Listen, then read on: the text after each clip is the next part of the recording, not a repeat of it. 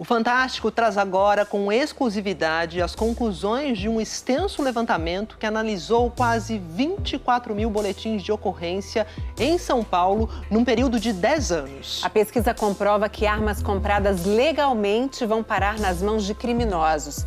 Além disso, incentivos do governo federal e falhas de fiscalização tornam ainda mais fácil o acesso a arsenais. E esta semana, a Polícia Federal revelou um esquema para emitir permissões falsas envolvendo um ex-militar do Exército. É assim que armas legalizadas desaparecem no mundo do crime. Sorocaba, março de 2020. As imagens das câmeras flagram a invasão a uma empresa de segurança. Os bandidos arrombam os armários e roubam 24 armas de diversos calibres e mais de 800 munições. Uma dessas armas ela foi apreendida num inquérito policial de tentativa de homicídio que nós investigamos aqui. Um revólver 38 acabou nas mãos de Felipe Henrique das Dores, que agrediu a mulher à época grávida. Felipe Henrique foi condenado por receptação e posse ilegal de arma. E o revólver furtado entrou para a lista de mais de 33 mil armas que caíram nas mãos de bandidos na última década no estado de São Paulo. Numa rotina assustadora, bandidos saqueiam repartições públicas, residências e empresas. Mais da metade das armas recuperadas estava com a numeração raspada. É quase impossível saber de onde vieram. E muitas vezes, os policiais não conseguem nem mesmo identificar a origem daquelas que mantêm a numeração intacta. Isso porque o Exército, responsável pelo registro de armas do país, não costuma compartilhar seus bancos de dados com a polícia. É um absurdo que um policial rodoviário federal possa, no toque do celular, conferir uma autenticidade de uma habilitação, de um documento de veículo e, quando ele pega um fuzil, alguém com um fuzil na mão que diz que é colecionador, esse policial não tem condições de fazer verificação se aquele documento é autêntico. Pesquisadores do Instituto Sou da Paz mergulharam no universo de armas desviadas e apreendidas no estado de São Paulo. Eles analisaram 23.709 ocorrências policiais entre os anos de 2011 e 2020 e descobriram uma relação surpreendente entre os modelos mais roubados, furtados e extraviados e os tipos de armas encontrados nas mãos dos criminosos. O que a gente descobriu nessa análise é que essa arma que é desviada, muitas vezes ela não demora 24 horas para começar a ter uso criminal. No topo das 5 armas mais apreendidas está o revólver calibre .38, com 42% dos registros. Depois vem a pistola .40, o revólver .32, a pistola .380 e o revólver .22. Os tipos de armas e calibres coincidem com o perfil das 5 armas mais desviadas.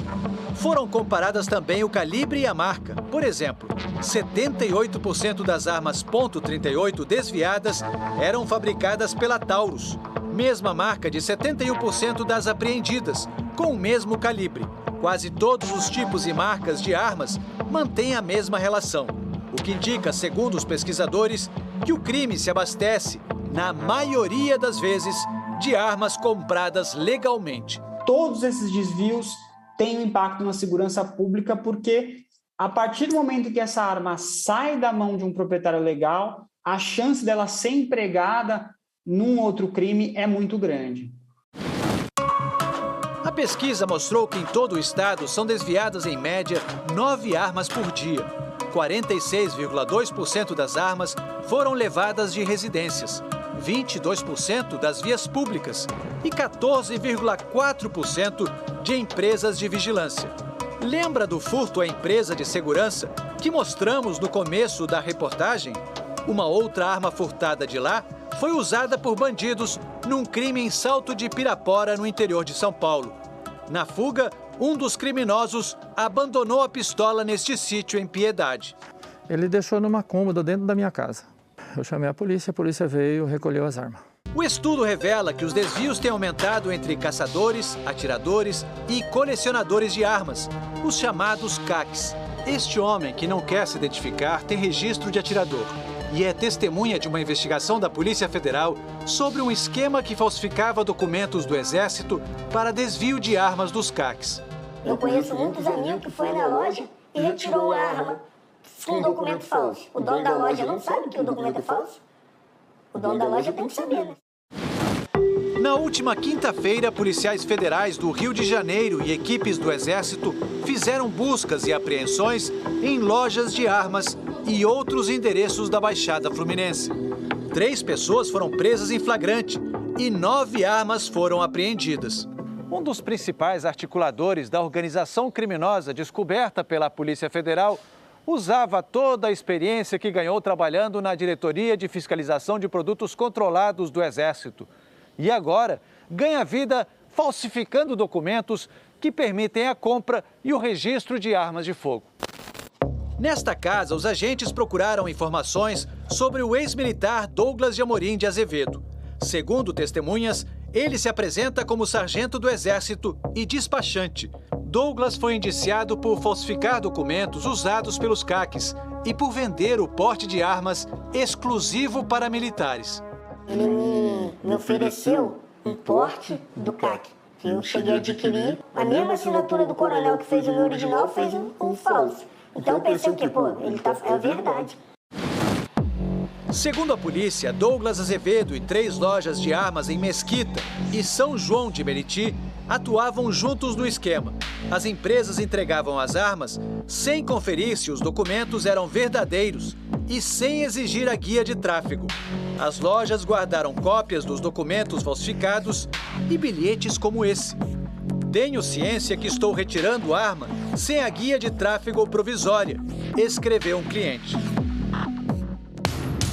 O advogado do ex-sargento do Exército, Douglas Azevedo, disse em nota que ele nega veementemente as acusações e que no momento oportuno provará sua inocência.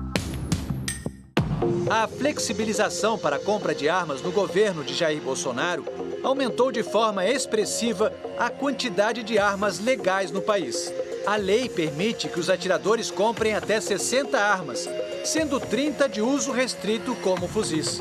No ano passado, foram desviadas mais de 840 armas dos CACs. Se antes, para alguns perfis de armas, como fuzis, submetralhadoras, rifles semiautomáticos, era necessário o traficante de armas buscar fora, agora a gente tem a possibilidade do crime organizado recrutar um laranja que pode, sozinho, com um único CPF, comprar 30 fuzis, comprar milhares de munições. Essa nova regra completamente descontrolada e com baixíssima fiscalização do Exército faz com que a gente tenha uma explosão de pessoas correndo para o Exército para acessar essas armas de calibre restrito.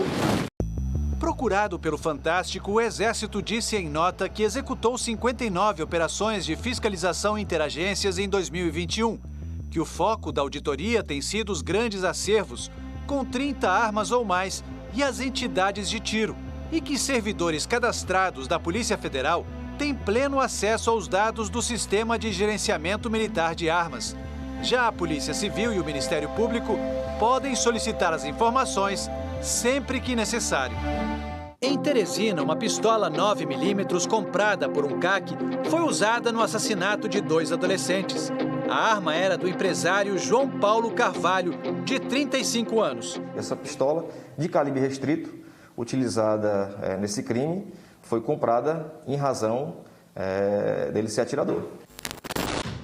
O repórter Marcos Teixeira apurou que João Paulo era sócio deste clube de tiro.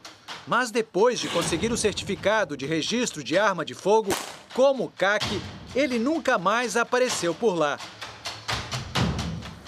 João Paulo, um tio e um primo estão sendo acusados de torturar e assassinar Luian, de 15 anos, e Anael, de 17. Os adolescentes tentavam entrar numa casa de shows sem pagar, passando pelo muro da chácara da família do empresário. Eles foram imobilizados e depois torturados. Os adolescentes foram trazidos no carro do empresário para este local, a 20 quilômetros da casa de shows. As investigações apontam que aqui eles foram executados a tiros. Eu fiquei sem chão. Na hora que eu soube, Meu filho ali era a minha vida. Aí, praticamente minha vida acabou na hora que eu soube. Os corpos dos jovens mortos com a arma de um atirador esportivo foram encontrados 3 dias depois. E receber meu filho no caixão é uma dor muito grande. É uma dor que eu não desejo para mãe nenhuma, para ninguém. Eu receber meu filho no dia do aniversário dele dessa forma. A defesa da família do empresário João Paulo Carvalho informou que só vai se manifestar após a conclusão do inquérito. Que eles continuem presos, que não venha depor nenhuma autoridade soltar eles, que eles continuem pagando pelo crime até o julgamento final.